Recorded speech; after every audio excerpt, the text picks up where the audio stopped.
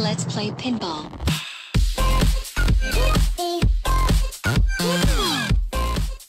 Alright, what is up guys, Random Spaghetti Man here, and today I'm going to be bringing you guys a Blacklight Retribution gameplay and commentary, and today I want to talk about two things, and those are strafing and a crosshair tutorial, and what you want to look for in a crosshair, or what I look for in a crosshair. So let's start with the crosshair. What you want to do is you want to go to Settings, Crosshair, and here you can choose how many ticks you want. I use 4, just standard. I used to use 1, and I would set it to horizontal there, just so I can line up heads better, and that's one way to do it. Now I use 4 just because I like to have a vertical and a horizontal, just so I can really aim a lot better. And crosshair opacity, you don't want to have it like be the only thing you can see. You want to be able to see through it a little bit, so I keep that at 4. Tick length, you can make it tiny, or you can make it really big. I usually have it around 6 or 7, usually 7. And you can have smart reticle opacity. The inside, the dots on the inside are your ammo. I think the right is your HRV. No, I think the right is your stamina and the left is your HRV. That was one of the first things I turned off, so I don't really remember. But I always have that off just because it just gets in the way. And you can just look down and see it down below anyway. And this is probably the most important thing right here.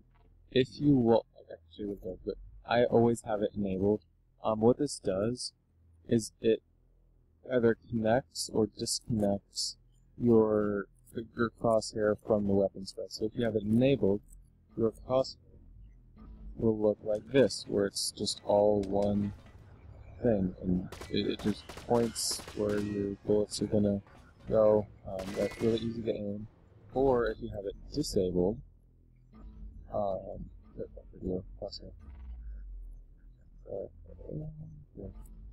if you have it disabled there, and you can see it will be separated, and then you move around, it is as big as your spread is. So if I were using, say, a bar or an AMR, it would be massive. I don't really like this, because it's, and as you can see, if you jump, it's just all over the place.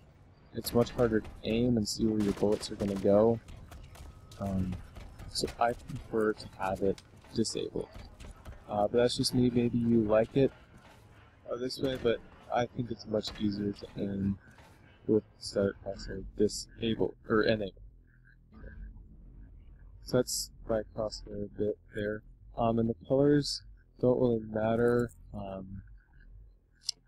I think it's good to have your enemy far and your just enemy be different colors, so you can tell whether or not your gun is in range or not. That's all I'm going to get into settings-wise for now. I'm going to go into other stuff at a little later date. So now on to strafing, and I'm going to start with this AR here. It's a very low level. I've got the default barrel on it, and the fire suppression on it, I believe. But so first, a lot of people have a question: what is strafing? Well, strafing is simply going like this, walking back and forth. That is strafing in game. But what you want to do is you want to do kind of a semicircle. When you come up to an enemy, you want to do this as much as you can. You want to strafe in a circular motion. You're not going to have time to go like a full semicircle like I'm doing here. You're probably just going to go more like this. But what that does is it makes you much harder to hit, and it allows you, as you can see, where you can just hold your gun on the person. Because you're going in a circle, so they're going to be right in the middle of your crosshair the whole time. And it's going to be very hard for them to hit you. And actually, this is harder to do with a gun like the AR, which is a very high fire rate. But with a gun like the DPFA, which I will actually show you right now.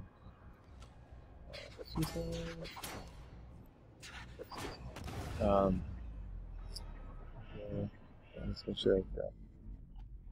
Okay, good. And I also have an LMG, which has possibly the sexiest reload in anything ever.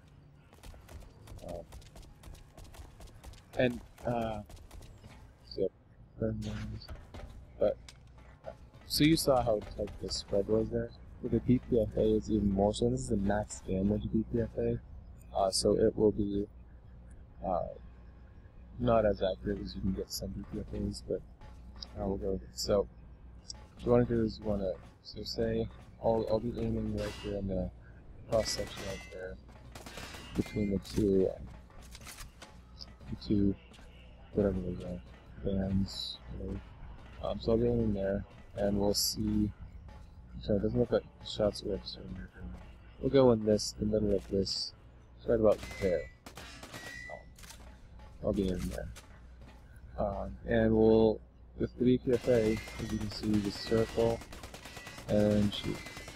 And all my bullets are right around there. And this gun will kill anybody in 4 to 5 shots. As you can see, that's a cluster of about 10 to 12 bullets there. They're dead. Very quickly. And if you get close range, this time I see a lot of people get close range, crouch and scope. Well, unless you have your sensitivity crazy high, you can't, if they jump to one side or move around well, you can't really hit them here. You have to be up. And if they're mid to long range, you'll see me a lot of times crouch and scope. The reasons for crouching is in this game your spread is cut in half when you crouch. So especially if you're using a higher damage gun, you definitely will want to be doing that. But I am not, so... Or I am, but the BPFA is a very controllable weapon, and actually it's... In the competitive Blacklight, the AR and AK have recently been banned, just because they're too OP at the moment, just because you can stick any kind of build on the AR, and it will be beastly. You hardly ever see any high use anything other than a AR unless they're either joking around or barring. But the BPFA, since those have been banned, has become one of our more prominent weapons in Blacklight just because of its controllability. It does have a slower fire rate. I believe it's 550 instead of the AR 650. But yeah, so this has been my strafing tutorial for you guys. I promised you this video.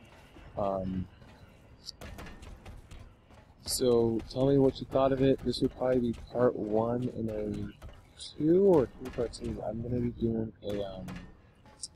a grenade tutorial and an HRV, so part 3, maybe part 4. I don't know, part 3 is something else. But an HRV tutorial and a grenade tutorial. Because I see a lot of people who do this with their grenades. So say I'm throwing it at that depot over there. So I'm throwing it at that depot over there, they go up, go like that. And as you can see, it just detonates in midair. It actually got pretty far there because I didn't flicker it out. But most of the time it'll just detonate in midair. So I'll be showing you guys what you should be doing or what you shouldn't be doing, and then I'll give you guys a hello. What's that in there? Yeah, so I'll be giving you guys a tutorial for grenades and HRV. So that'll be coming soon. I'll probably record that right after I finish with this, as I'm dealing with my parkour right now. But so I will see you in the next video. Peace.